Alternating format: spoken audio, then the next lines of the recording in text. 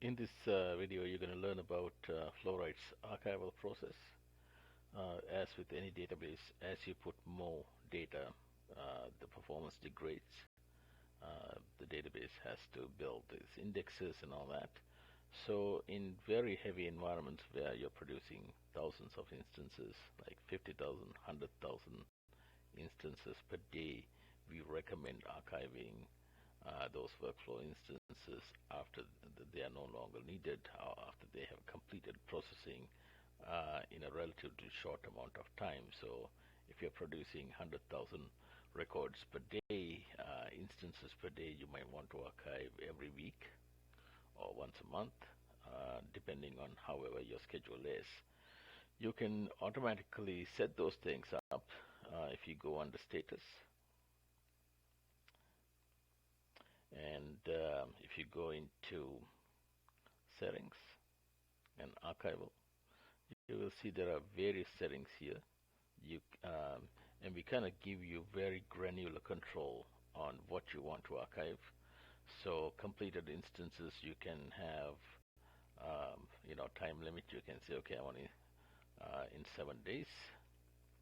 You can say any errored instances, you might want to keep them for maybe 30 days. So you can change that to 30 days. And aborted instances, you might want to archive them pretty quick, maybe 3 days. And same thing for form instances. You can also set up the schedule, whether 1 hour or 1 month. I'm going to change this to a month.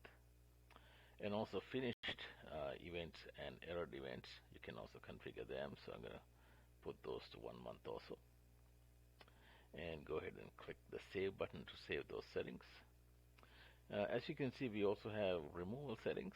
So if you want to, after you archive, then after, let's say, maybe you might want to remove this after 6 months, you can also do that. You can set these values to 6. And that way, automatically, anything that's archived after 6 months, after the archival date, will be removed from the system. You won't be able to get any of that data back. They'll be completely removed. But you can configure this remove settings based on your retention period. In some environments, because of auditing, you might have to keep it for 2 years, or you might have to keep it for 7 years. So depending on your schedule or your retention policy, you can configure these values. Once you have done that, you want to also make sure that the archival engine is running.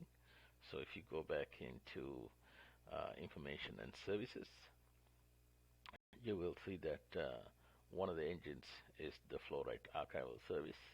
You want to make sure that this engine is running. And typically the archival happens at midnight. So every day at midnight, the engine will run and it will figure out what to archive, and it will archive those items into archive tables. We move the archival data into different tables within the same database, so that way the main data tables can perform really well when processing workflows.